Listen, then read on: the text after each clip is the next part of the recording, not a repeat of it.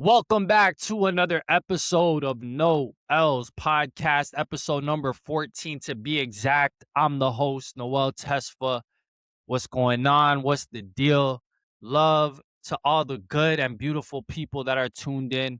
Hopefully, everyone's in good health, good spirits, vibes are high. Shout out to my dog, one of my closest friends, Michael Lowe, who got engaged to his longtime girlfriend, Deanna, this past weekend. Congrats. Love you guys. Glad I got to be a part of it. And you already know I'm about to go crazy at that wedding. But that's just a little sidebar. I do got a great episode lined up for you guys today. We're going to be talking game 2 of the NBA Finals, which was Friday night. Knicks go up 2-0, win both road games in San Antonio. So we got to talk about that. I'm going to give y'all my overall thoughts and reaction to Wemby basically choking the last 40 seconds of that game and what that means for him going forward. Karl Anthony Towns making a strong case for finals MVP after his performance in game 2. So we're going to be covering all of that.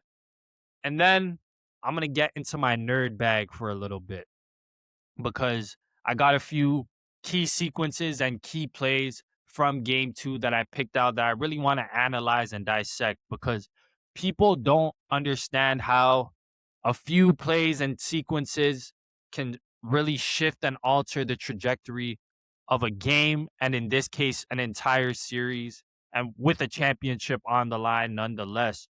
So we're gonna get a bit nerdy and we're gonna cover those and really analyze those plays. That'll take up a majority of today's episode.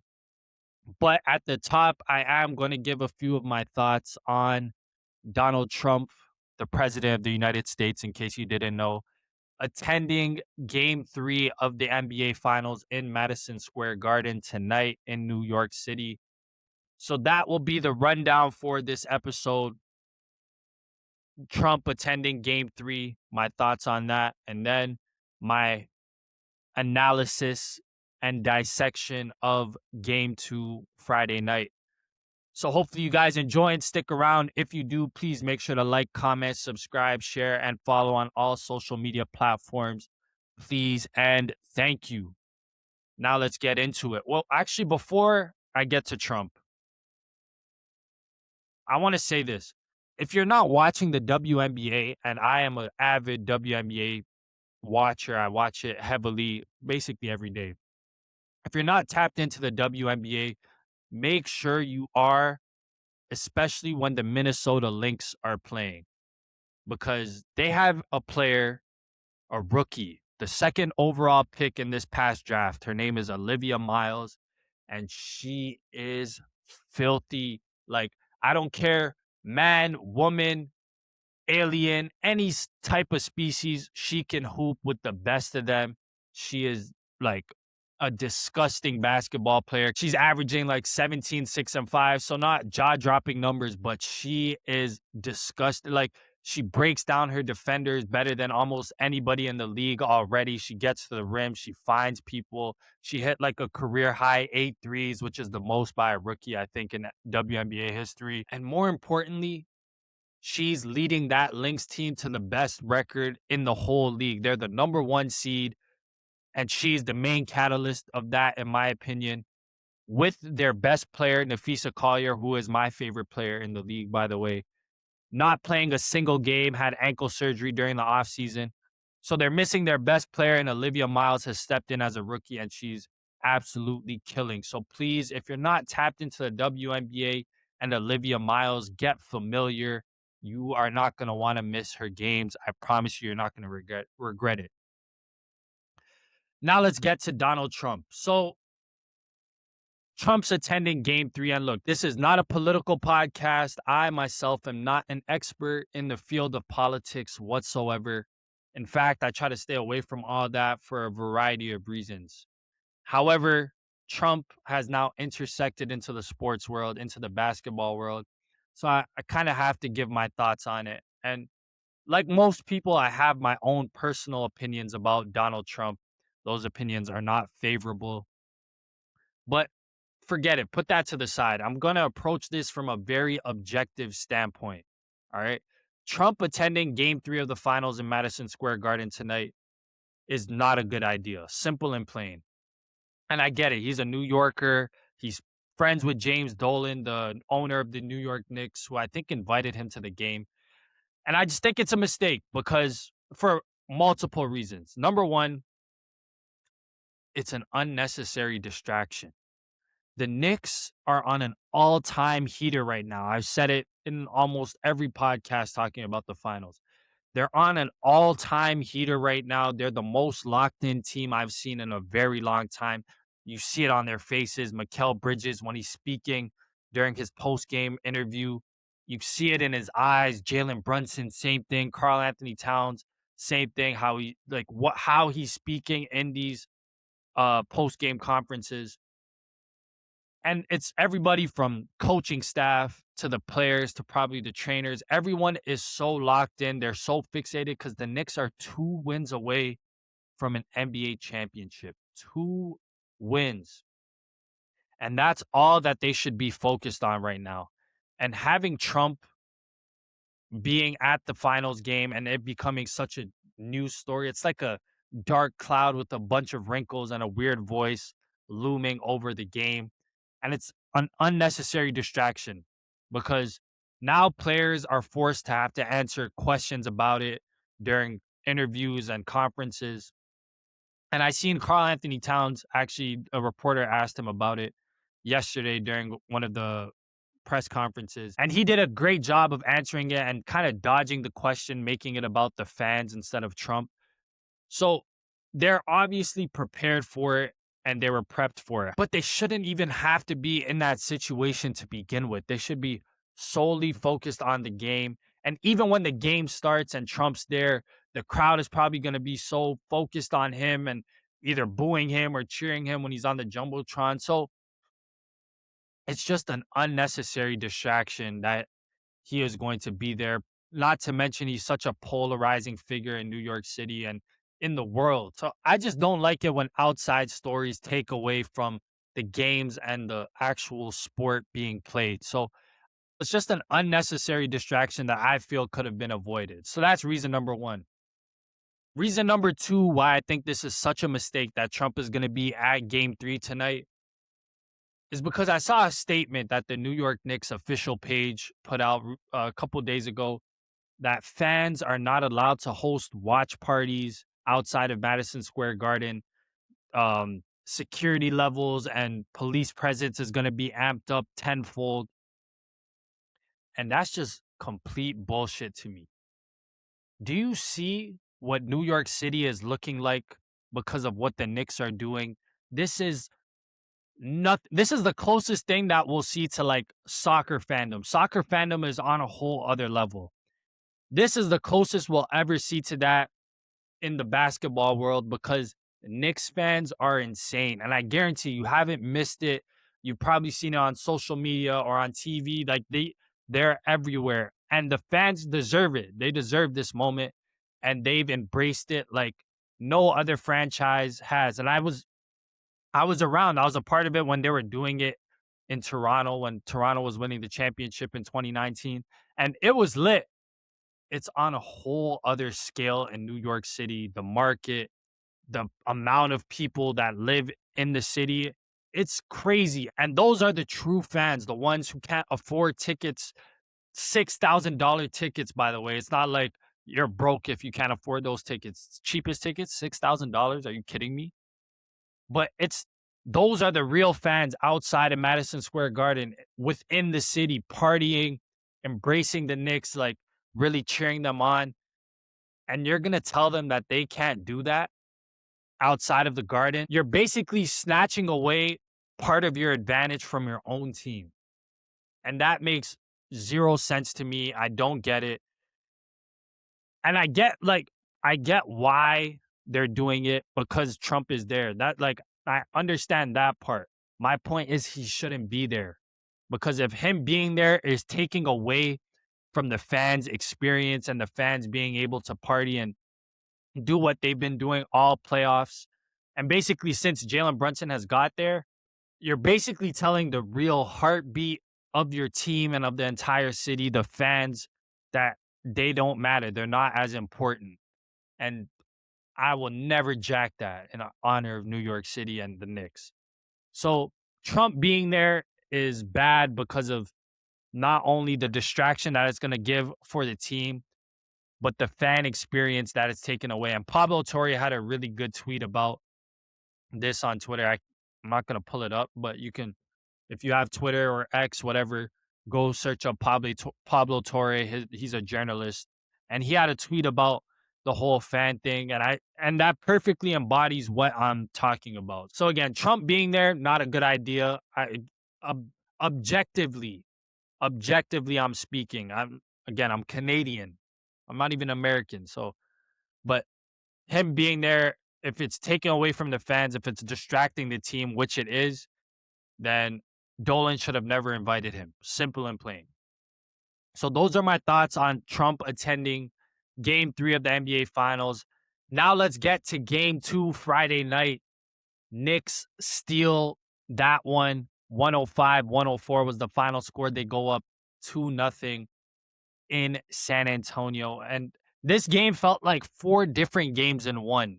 Like there were so many like completely different points of the game. So there's a lot to talk about. But of course, we have to start with the last 40 seconds of that game and Victor Wembanyama's complete meltdown. And I'm gassing it a little bit, and I'm not really. It was bad what he did. So this was Wemby in the last 40 seconds of the game. First, he misses a pull-up jump shot that he was going for a 2-for-1 with about 35 seconds left. It was a tie game, so I understand the 2-for-1. Didn't like the jumper, but I'm going to get to that. So he misses a jump shot with about 33 seconds left, comes down, has a great defensive possession on Jalen Brunson. Like he actually locks him up, contests, gives a good contest.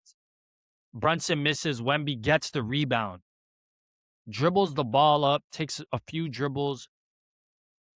Stephon Castle is running the sideline. And it makes no sense. As soon as Castle turns his head the other way, Wemby passes the ball, hits Castle's back, turns it over, and then immediately fouls Jalen Brunson. Brunson goes to the free throw line, goes 1 of 2, Knicks up by 1. Spurs still have 1 possession left with about 7 seconds in the game. De'Aaron Fox pick and roll with Wemby. Wemby pops to about the elbow, gets a wide open jumper. And that jumper, by the way, I thought it was going in. Like wide open. Mitchell Robinson got a late contest, but I thought that was going in. Wemby shoots the ball for the win. Brick. Game over. Knicks up 2-0. Now, look, I understand a lot of people are going to kill Wemby for the turnover most specifically. And although that was bad, the 2 plays that I would be most upset about that Wemby made in the final 30 seconds, if I was a Spurs fan, is first the 2-for-1 with 33 seconds left. I know, I understand the math game. It's the shot that he took. It was like some pull-up jumper from 17 feet away on the baseline over Mitchell Robinson, who had a great contest, by the way. Good defense by Mitchell Robinson. But he misses that. And Wemby is a good shooter. I get it. That possession in the game with it tied up and you're going for a 2-for-1, go to the rim, put pressure on them to foul you or try to make a basket. Like, I don't expect you to take it to the rim every possession, even though you're 7'6". But on that possession, when you need a bucket, you don't settle for a pull-up jumper. So he misses that. Cool. Not happy with it. He commits the turnover after the great defensive stop, which was bad. What was inexcusable was him fouling Jalen Brunson immediately after. And you know why? It's because I am not a fan of compounding mistakes. You're going to make mistakes in basketball. It's normal. You're going to make mistakes in life. It gets bad when you compound those mistakes, and it's like a snowball effect. So once Wemby turned it over, he immediately tried to pressure Brunson, fouled him while the Knicks were in the bonus. So even if you turn it over, if you don't foul him, maybe you guys get a stop and you get to go into overtime. Instead, you give Brunson, who, again, one of the most clutch players in the NBA, you give him 2 free throws to take the lead.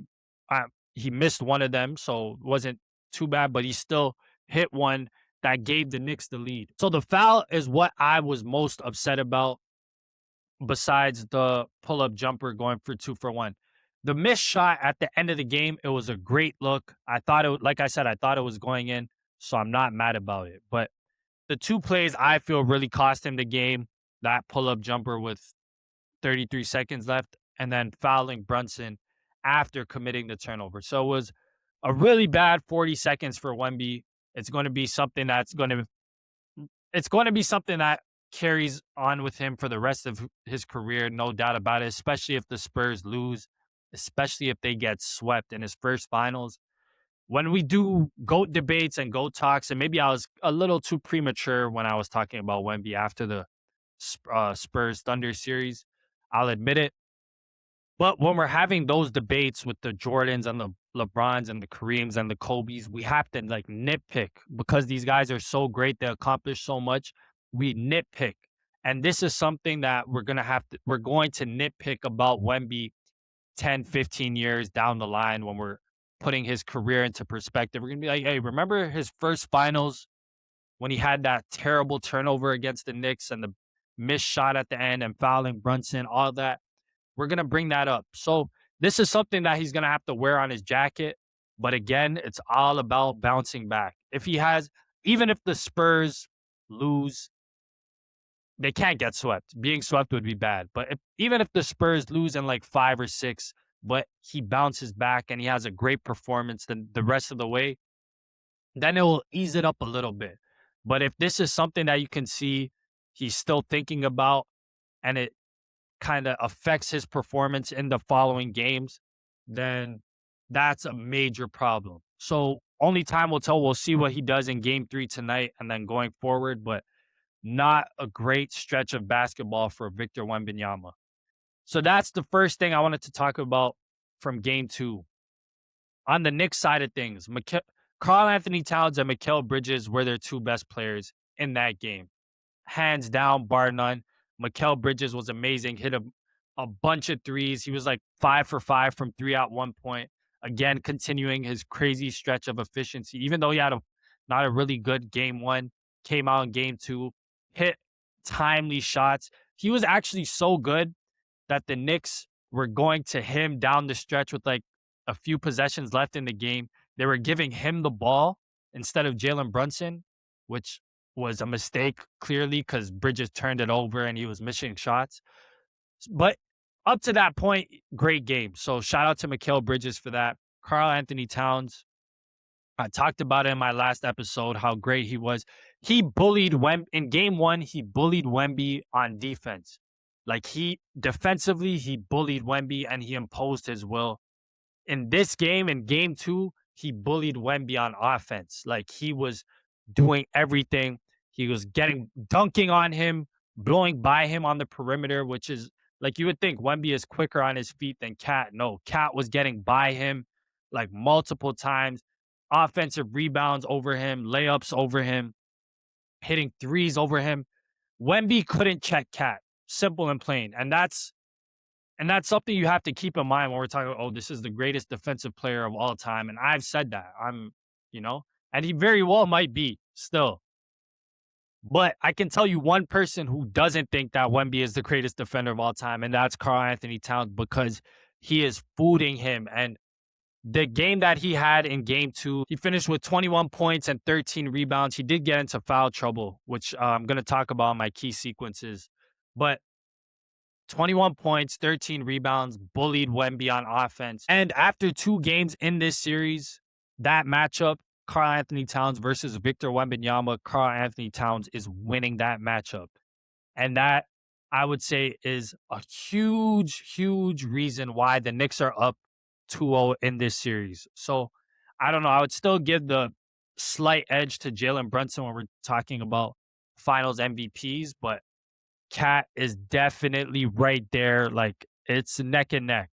Slight edge, Jalen Brunson, but if Cat has another great performance like he did in game 2 and Brunson struggles inefficiently like he did in game 2, then I'll have that flipped. I'll have Cat at number 1, Brunson at number 2. So Cat was great for the Spurs. De'Aaron Fox had a bounce back game. He had 20 points after all the scrutiny that he was facing in game one.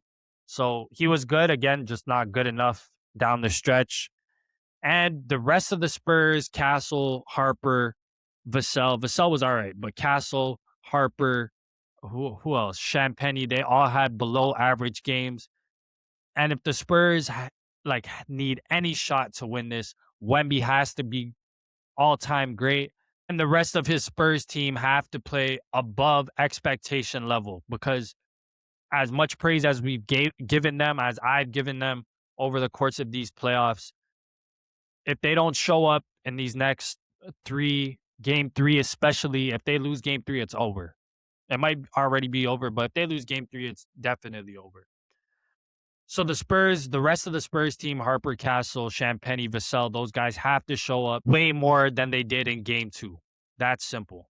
So those are my overall thoughts, big picture on game two of the finals. Now we can get to the part of the podcast that I'm most excited for, the nerd stuff, picking out the key plays and sequences from game two that really shifted how the game was going and the trajectory of it. So the first sequence I have, 7.5 minutes left in the second quarter. Spurs are up by 8 points. They have the lead. And like I said, this game felt like 4 different games. It was like the first quarter and a half when the Spurs really had control. They had a double-digit lead at one point. Then there was the second half of the second quarter when the Knicks came back. Karl Anthony Towns was dominating in the second quarter. Then there was a stretch in the third quarter where it was like 4 Knicks bench players and Mikal Bridges out there, and they went on a run to extend the lead, like late in the third quarter, early fourth quarter. Then there was the part of the game where the Spurs came back after they were down by a bunch, and then the final 2 minutes of it where it was back and forth. So like 4 or 5 different major parts of this game. So the first one I wanted to talk about, 7.5 minutes left in the second quarter. Spurs up by 8. They have control. The Knicks have the ball, right? Shot clock is going down. It's about 1 second left on the shot clock. Jose Alvarado is the one with the ball. He's stuck in the corner, basically. He goes for a pump fake. Stephon Castle bites on the pump fake, fouls him on a 3-point shot with like 0.7, 0.8 left on the shot clock. Fouls him. Alvarado gets 3 free throws. Steph Castle picks up his 3rd foul. Again, 7.5 minutes left, so he has to sit the rest of the second quarter. Their second or third best player is not able to play. Alvarado goes to the free throw line. He hits 2 out of the 3 free throws. So it's a 6-point game. Spurs then come down, miss a jumper on the other end. Knicks come down. Karl Anthony Towns is swarmed in the paint. He finds Mikal Bridges on a very nasty pass. Like, it was like Karl Anthony Towns, his passing has been amazing. So he finds Mikal Bridges on a pass, wrap around in the corner for an open 3. Bridges knocks it down. All of the sudden, it goes from an 8-point game to a 3-point game in 30 seconds. Spurs call a timeout. That was Mikal Bridges' first 3 of the game, his first shot of the game. It goes in and eventually opens the floodgates for him. Like I said, he was their second best or one of their 2 best players in the game, and it started with that shot. So in this one sequence, you got a bad foul by one of your best defenders, maybe your second best defender or best perimeter defender at least. He gets in foul trouble. That's one negative thing. You give the other team 2 free points. That's another bad thing. You miss a shot on the other end. That's a bad thing. And then you give up a wide open 3 that opens the floodgates for the guy who killed you for the rest of the game.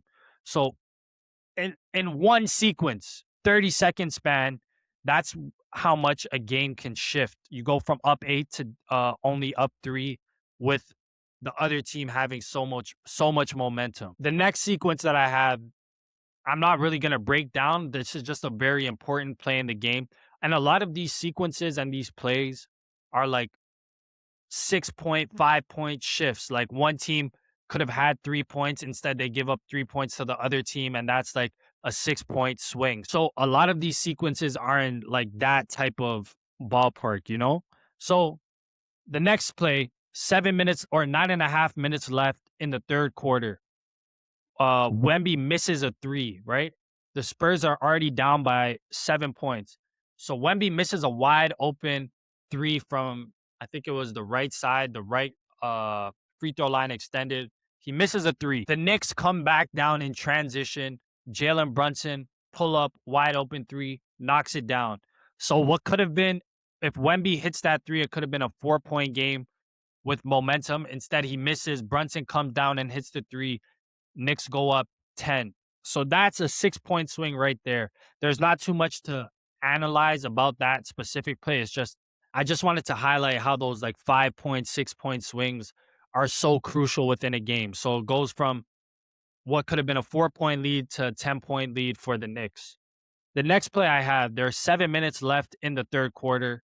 Brunson is backing down Julian Champagnie, and he's backing him down at the elbow. Remember, Brunson is like 6'1" or 6'2". Champagnie is 6'6", 6'7". So Brunson is backing him down at the elbow, and he's not really going anywhere. But Steph Castle tries to creep up from behind and get a steal while Brunson's back is turned to him.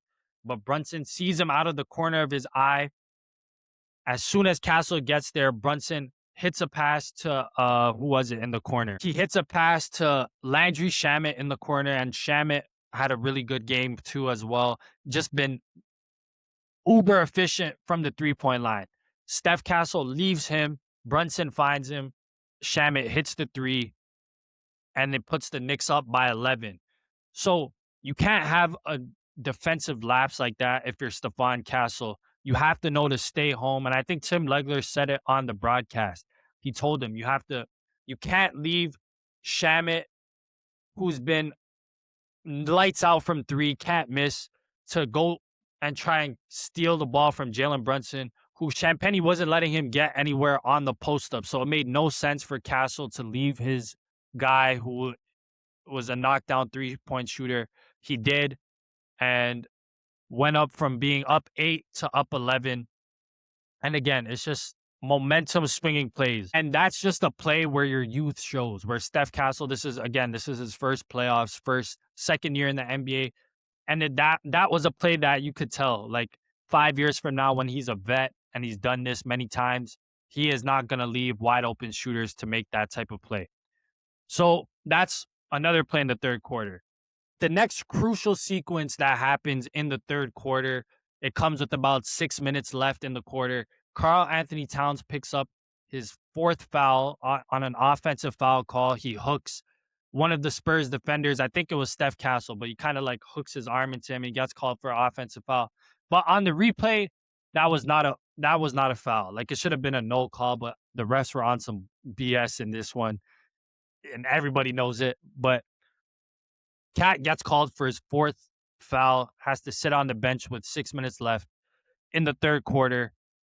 Spurs come down on the very next possession. They miss a shot, but Keldon Johnson gets an offensive rebound, hits a layup. They go up they cut the lead to 8.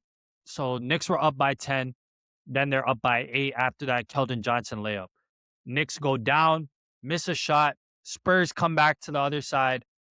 Stephon Castle hits a 3. 5-point game. Now the Spurs have momentum, and it's starting to pick up. Knicks miss again on the other side of the court. Spurs are in transition. Now, this is the most important part of this play. Spurs are in transition, and I think either Castle or Harper throw a lob to Wemby. And again, lobs to Wemby, but you could basically say goodnight. Wemby gets it and misses the dunk. So that dunk would have cut the lead. So they were up by 5. It would have been a 3-point game. I'm almost 100% sure the Knicks would have called a timeout and the crowd would have gone crazy. Instead, Wemby misses the dunk. So it's still a 5-point game. The Knicks get a transition opportunity. Mikal Bridges ends up with the ball, turnaround jump shot on the baseline, goes in. Knicks up by 7. And it's just plays like that are momentum. I call those momentum killers, because the Spurs had all the momentum, especially after the Cat foul, the Steph Castle 3, and they were about to have all the momentum with the Wemby dunk, but he missed. And that miss led to a bucket on the other end for the Knicks. So again, 4-point, 5-point swings like that are the difference, because if the Knicks call a timeout after the Wemby dunk, the crowd would go nuts. And who knows what happens after that, after they come out of the timeout, because Cat is still in foul trouble. But no, and Mikal Bridges, to his credit, the whole night, he hit a bunch of those momentum-killing shots for the Knicks. So those were the key sequences from the third quarter. And shout out to the Knicks bench and Mike Brown, because in that third quarter, when Cat and Jalen Brunson went out of the game, you thought the Spurs were going to make a run. Nope, it was the Knicks. It was Miles McBride. The lineup was Miles McBride, Jose Alvarado, Mikal Bridges, the only starter, Landry Shamet, Mitchell Robinson. 4 bench guys and Mikal Bridges as the only starter, and they ran up the score on the Spurs. And it was at that point where I'm like, the Knicks are just a better team. Flat, like they are a better team than the Spurs. Simple and plain. When the bench guys are playing like that against a few of the starters and a few bench players on the Spurs, just a better team. So fourth quarter, let's fast forward to 4.5 minutes left in the game.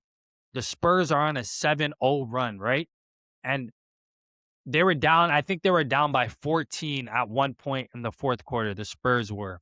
Knicks looked like they were about to close it out, another double-digit win. Nope. Spurs were on a 7-0 run. Mikal Bridges has a wide open 3. Remember I said he's hit a bunch of momentum-killing shots in the entire game. So he has a wide open 3 to basically stop the bleeding. But this time he misses. Wemby comes down the other end and hits a tough finish over Cat to cut the Knicks lead to 5. Knicks call a timeout. So I've talked about all the momentum-killing plays that the Knicks were hitting in this game. Mikal Bridges had a chance to basically ice the game and stop all the bleeding for the Knicks. Instead, he misses it, and the Spurs come down. So that's like the juxtaposition when it comes to momentum-killing plays. If you can hit them, then your team is in a good position. But if not, the other team is in a position to continue their run, which is what the Spurs did. So they went from a 7-0 run to a 9-0 run. Knicks call a timeout. And then they came back, went up on another like 5-0 run. So they went from a 9-0 run to a 14-0 run. And all of a sudden, it was a tie game, which leads me to this play. So it was like little over 3 minutes left in the game, right? The Spurs were on a 12-0 run at this point. Mikal Bridges again. I think Mikal Bridges is involved in every single sequence that I've done so far. Mikal Bridges has a steal. The Knicks are up by 2 points at this point. 3 minutes left. And it looks like he has a fast break dunk or a layup. Like he has a free fast break point. But he kind of fumbles the ball a little bit, so it kind of throws the timing off. 3 of the Spurs players get back, including Wemby. So as he's going up, all 3 of them contest it. So instead of going up for it, he kicks it out to Jalen Brunson, who has a wide open 3. So this is, if he hits it, the Knicks go up by 5. But he misses. Spurs come down on like a semi-fast break. Dylan Harper is guarded by Brunson, takes him to the rim, ties it up, and the crowd is going bonkers. So the first few plays and sequences that I gave were in favor of the Knicks. They were the ones hitting the shots and the momentum killing plays and the momentum giving plays. Now in the fourth quarter, when the Spurs were making that run, they were the ones making the plays, and a lot of it was because of Knicks misses. The Spurs weren't playing great defense. The Knicks were just missing wide open shots that they were hitting throughout the whole game. And if the Knicks had lost this game, those shots would have been, in the back of their minds and Bridges' mind and Brunson's mind, the whole like trip back to New York. So a good thing they won, because Knicks fans would have been sick. And then the last sequence that I already spoke about. It was the 2-for-1 by Wemby that he missed with 33 seconds left. Knicks call a timeout. And it's going to be forgotten in history because Wemby missed a shot. But again, he played such great defense on Jalen Brunson in that last possession and had a great contest, forced him to miss the shot, and got the defensive rebound. So, but all of that is going to be lost in history because of what he did after the turnover and the foul on Jalen Brunson and then the missed shot at the end. So yeah, those are the key sequences, the key plays that I have from game 2 of this. And I think I'm gonna do this more often, more frequently, break down key sequences and key plays of each game because it's needed. I don't think a lot of people do that. So, yeah, so if you guys enjoyed that, let me know. That concludes today's episode number 14. Hopefully, you guys, stuck around. If you did to this point, you're a real one. I appreciate it. We're almost there. We're almost at the end of the season. And I know some of you might think as soon as the NBA season's over, like, what am I going to talk about? Trust me, I got a lot of good things planned out.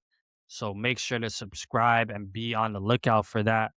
But we still got a few more games left in these NBA finals. It's been a really good one up to this point. Hopefully, game 3, despite all the Trump stuff, hopefully it delivers like game 1 and game 2 did.